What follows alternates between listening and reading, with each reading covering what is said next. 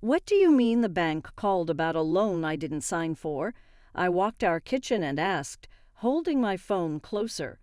There must be some mistake, Mrs. Reynolds. As the bank agent patiently said, I assure you this isn't a mistake. The home equity line of credit documentation have your signature. 3 weeks ago, the money was distributed. How much?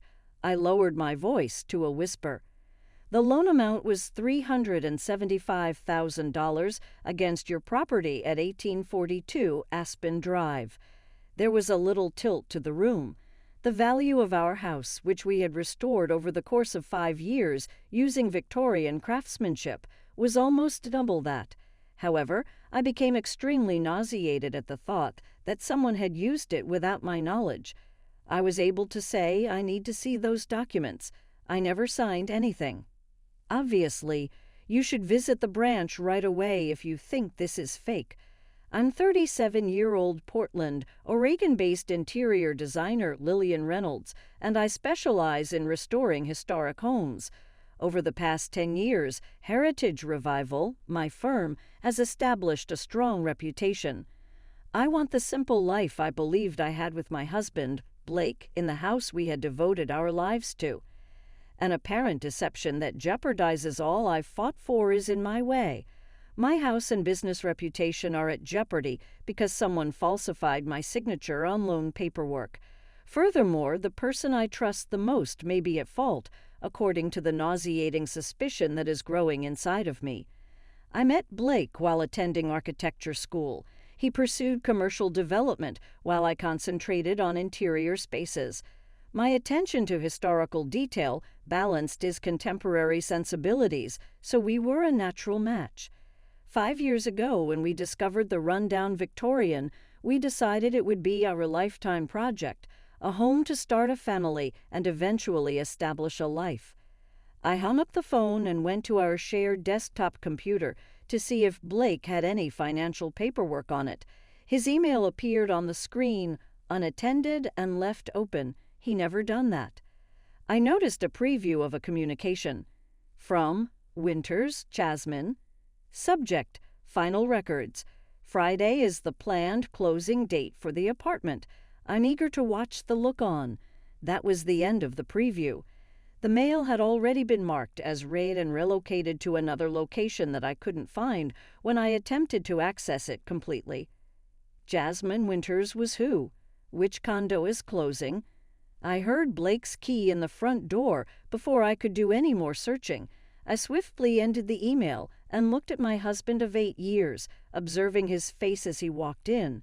His grin was sincere, and as he put down his briefcase, he automatically planted a kiss on my cheek. "Hi, sweetie." He untied his tie and said, "How was your day?" "Interesting," I thoughtfully answered. The bank gave a call, something pertaining to a loan. His visage wavered for a split second, a micro-expression of dread that was soon obscured by bewilderment. I knew with terrible surety in that moment it was far worse than a simple error. Blake and I built our life methodically, like designing a perfectly balanced room. We met in graduate school, bonding over coffee-fueled design charrettes and a shared admiration for Frank Lloyd Wright. When we married at 29, we had a 5-year plan: establish our careers, restore a historic home, start a family by 35. The careers flourished. My interior design business thrived by word of mouth from Portland's historic district homeowners, while Blake's commercial architecture firm landed increasingly prestigious projects. Finding our perfect fixer-upper took longer than expected, but when we discovered the neglected 1890s Victorian, we knew immediately it was meant to be ours. We pooled our savings for the down payment with an agreement. I would lead the interior restoration.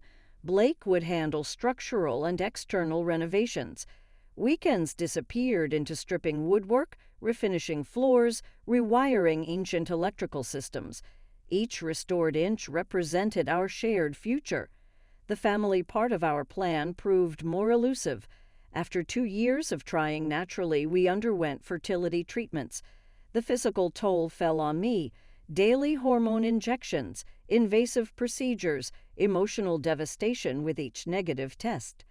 Blake was supportive, attending key appointments and comforting me through failures, though he seemed increasingly distracted by work pressures. Reynolds Architectural has a shot at the Westbrook development. He explained during one particularly busy month.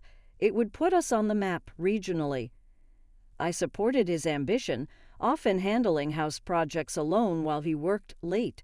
The pursuit of both our dreams required sacrifice, and I believed we were in it together. Looking back, I see warning signs I chose to ignore.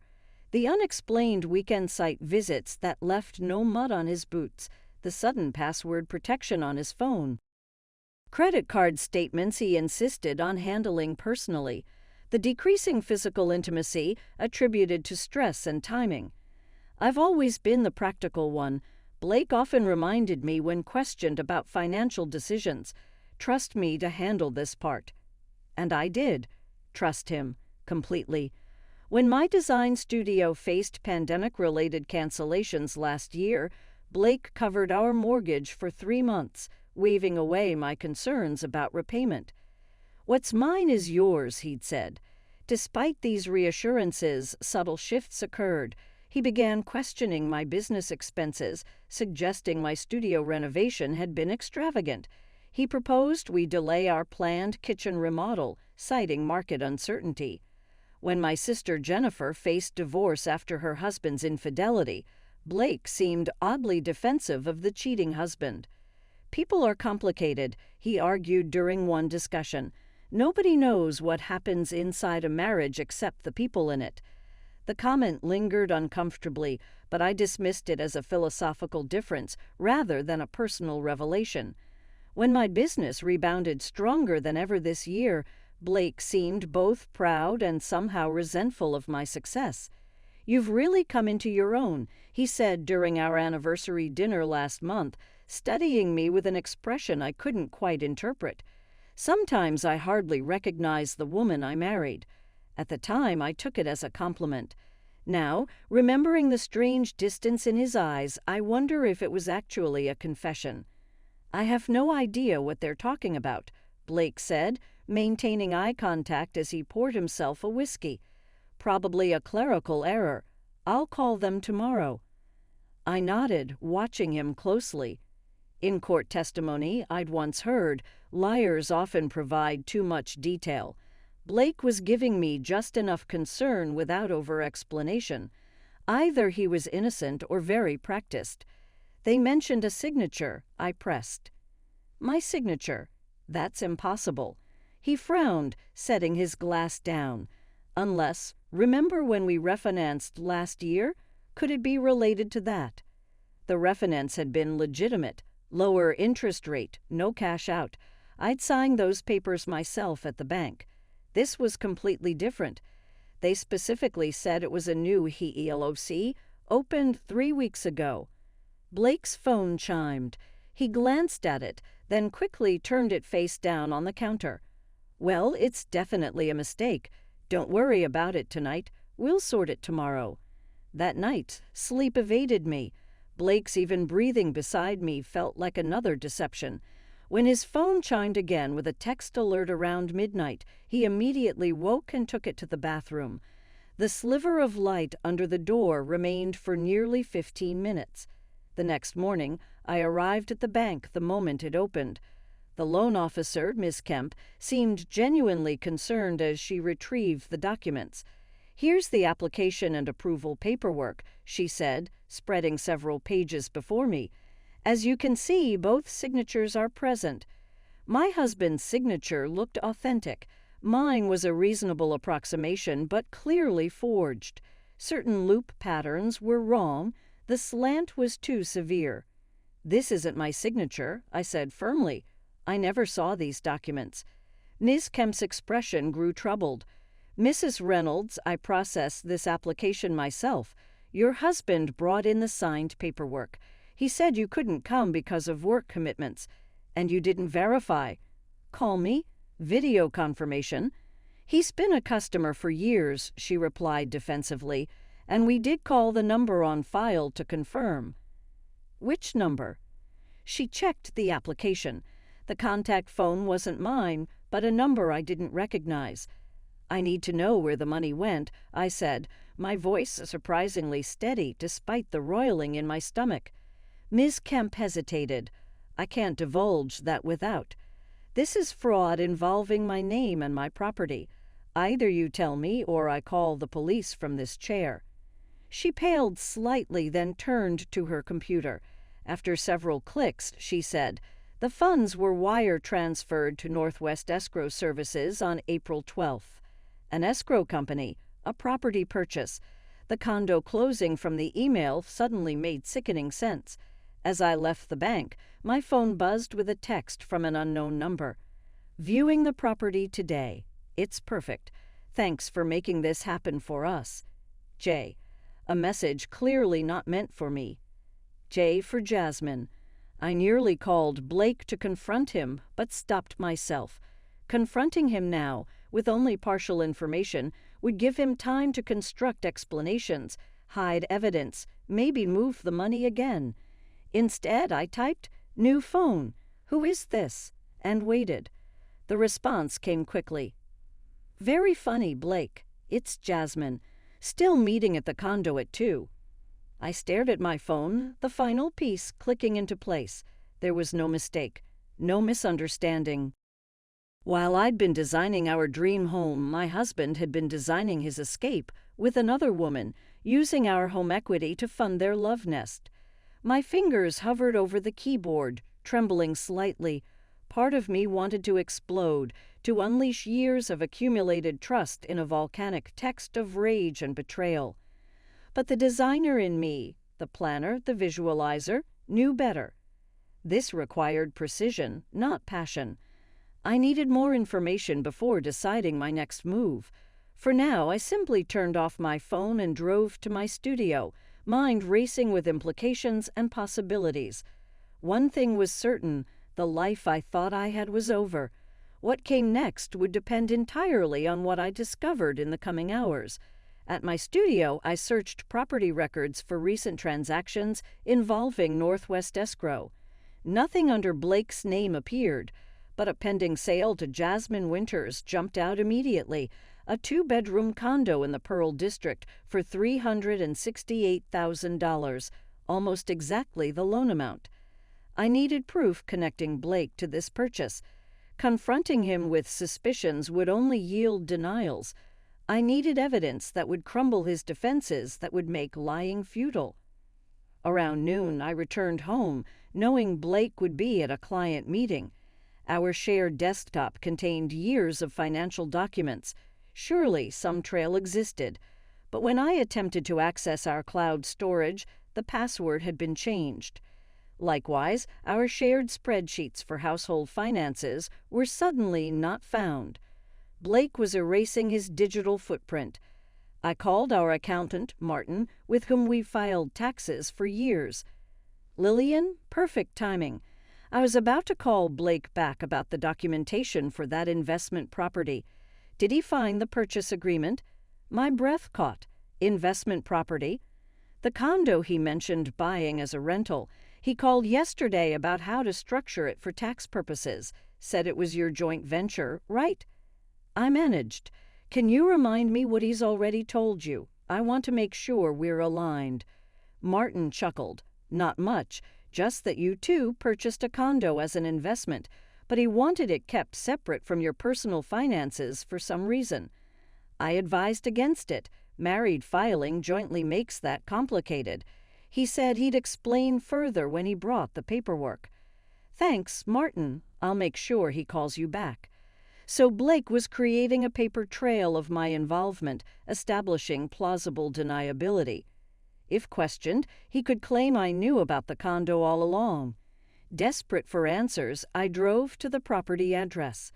The modern high-rise contrasted sharply with our lovingly restored Victorian, all glass and steel, where our home was wood and warm brick. I parked across the street, watching the entrance, unsure what I was even hoping to see. At precisely 2:00 p.m., a sleek black Audi pulled up. Blake stepped out, checking his reflection in the glass door before entering the building. 20 minutes later, a woman with long dark hair arrived, athletic, polished, at least 10 years younger than me. She moved with the confident stride of someone comfortable in the space, entering without buzzing. I felt physically ill. While I'd imagined confronting the mistress would bring clarity, witnessing her existence made everything worse. She was real. This was real. My phone rang. Blake. "Hey," I answered, working to keep my voice neutral. "How's your day going?" "Great, actually. Client meeting went well." His voice contained not a hint of deception. "I might be late tonight, though. Project deadline moved up." Another lie delivered with practiced ease. How many project deadlines had actually been rendezvoused with her? "No problem. I have design boards to finish anyway." "That's my girl, always working. Love you." The casual "love you" nearly broke me. How could he say those words, coming from her apartment? When I returned home, I found an envelope from the bank containing loan documents. They'd been mailed to our home address rather than delivered electronically, likely Blake's attempt to intercept them. I now had physical evidence of the forgery. I called the bank's fraud department, explaining my signature had been forged. They opened an investigation immediately, putting a freeze on the remaining loan funds, approximately $7,000 that hadn't yet been disbursed. That evening, Blake texted that he'd be working late at the office. I replied with a simple "okay," then drove to his office building. The lights were off. The parking lot empty. His car nowhere to be seen. A small, irrational hope I'd been harboring, that there was some explanation beyond the obvious, finally died. When he returned home near midnight, I pretended to be asleep. He showered before coming to bed, likely washing away the evidence of his afternoon. As he settled in beside me, his phone chimed with a text. He read it, chuckling softly to himself in the darkness. I lay motionless, mapping out my next steps with architectural precision. The bank investigation would take time. I needed more immediate action to protect myself.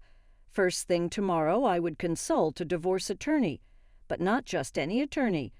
I needed someone who specialized in financial fraud. The lawyer's office was understated, no pretentious mahogany or leather chairs, just clean lines and practical functionality. Diane Harper had come highly recommended for her expertise in divorce cases involving financial deception. "Unfortunately, what you're describing is more common than you'd think," Diane said after I explained my situation. "Spouses hiding assets, taking loans, even stealing identities. What are my options?" I asked. "First, we document everything. The forged signature gives us leverage. That's criminal fraud. But we need to move quickly to protect your assets and credit." She outlined a strategy. "File for legal separation immediately to limit further financial damage. Gather evidence of the affair and fraud, and prepare divorce proceedings." But her next statement sent ice through my veins. "You should know that if the bank investigation proves the signature is forged, they'll likely press criminal charges.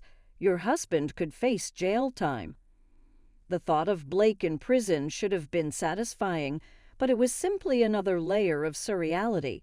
The man who'd held my hand through failed fertility treatments, who'd spent weekends restoring crown molding in our home, could be led away in handcuffs. "I don't necessarily want him in jail," I admitted. "I just want to protect myself and get out of this marriage with my finances intact." "I understand. But the fraud wasn't just against you, it was against the bank. That part may be out of your hands." I left with a folder of paperwork to complete and instructions to gather financial documents. As I reached my car, my phone buzzed with an email notification from our joint credit card. "Your statement is ready to view." I opened it immediately. Among the usual expenses was a charge I didn't recognize, $4,300 at Cartier. The date coincided with my weekend workshop in Vancouver 2 weeks ago. He'd bought her jewelry, expensive jewelry, while I was out of town, using our joint credit card, which I helped pay. The casual arrogance of it struck me like a physical blow. When I arrived home, another shock awaited. Blake had sent a text. Surprise. Booked us a weekend at the mountain cabin. Leaving Friday. Need to reconnect. The mountain cabin, a rental we'd visited several times, had been the site of some of our happiest memories. His sudden desire to reconnect made no sense alongside his ongoing affair and financial deception. Unless he suspected I knew something. This could be damage control, an attempt to placate me while he covered his tracks. I typed a non-committal response. Sounds nice. Let me check my schedule. That evening, Blake arrived home with takeout from my favorite Thai restaurant and a bouquet of lilies. His attentiveness felt calculated, each smile a performance. "I've been thinking," he said as we ate. "We've both been so busy lately. The cabin will be good for us." I nodded, watching him closely. What prompted this, suddenly? Just realized I've been neglecting what matters most. He reached for my hand. You, us. The performance was flawless. Concerned husband, reconnecting with his wife. Had I not seen him at the condo with Jasmine, had I not discovered the loan and credit card charges, I might have believed him. As he washed dishes, his phone buzzed on the counter. A notification preview appeared briefly. "Miss you already. Friday feels so far." Blake quickly grabbed the phone, typing a response before tucking it into his pocket. His expression never changed, not even a flicker of guilt. That night I couldn't sleep. Blake's sudden attentiveness, the cabin getaway, the mountain of evidence, it was all connected somehow. Was the cabin trip genuine remorse, or was something more sinister at play? I slipped out of bed and checked his phone while he slept. It was now password protected, but his laptop wasn't. What I found in his search history chilled me. Life insurance payout spouse accident. Hiking accidents Oregon. Undetectable poisons. With sickening clarity, I understood. The cabin wasn't a reconciliation. It was a remote location where an accident could happen. Blake wasn't trying to save our marriage. He was plotting my death. My hands trembled as I documented his search history with my phone's camera. This wasn't just adultery and fraud anymore. It was potentially attempted murder. I closed his laptop, careful to leave it exactly as I'd found it, and returned to bed. Lying rigid beside the stranger who was my husband, I stared at the ceiling. Dawn found me still awake, my mind racing through options. I called Diane the moment her office opened. "I need to meet today. It's urgent." 2 hours later, she reviewed my evidence with a grim expression. "The searches alone aren't conclusive," she said, "but combined with everything else, we need to involve the police." By afternoon, I'd filed a police report and obtained an emergency restraining order. Detective Wilson, a veteran officer specializing in domestic cases, took my statement with professional detachment.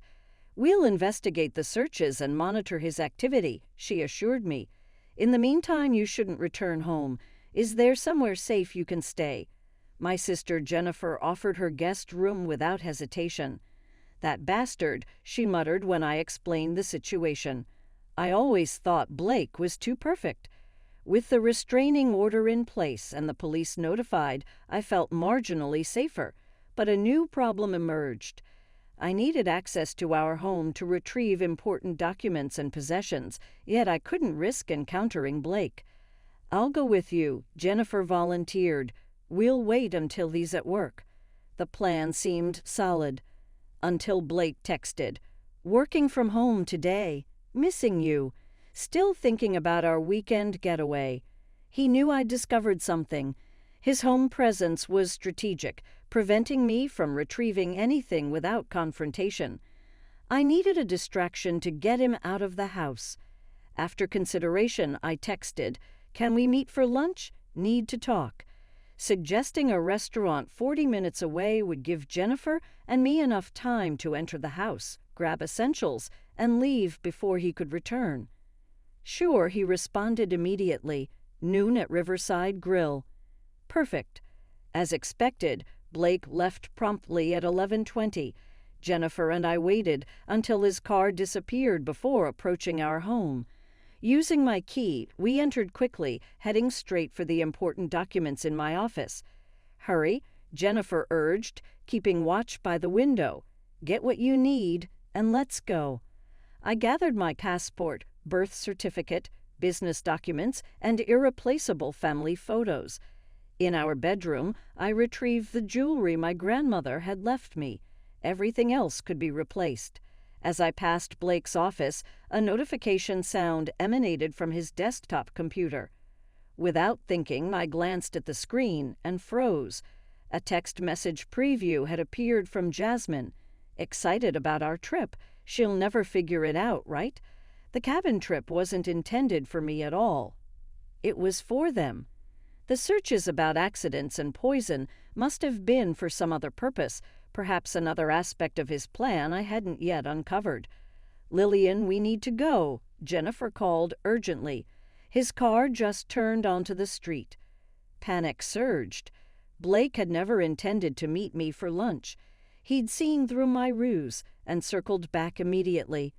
He's coming back, I hissed, rushing toward the front door. Too late. He's pulling into the driveway. We were trapped. If Blake discovered me taking documents, who knew how he might react? The restraining order wouldn't help if he decided to escalate to violence immediately. The back door, I decided, leading Jennifer through the kitchen. But as we reached it, the door handle turned. Someone was entering from the rear of the house.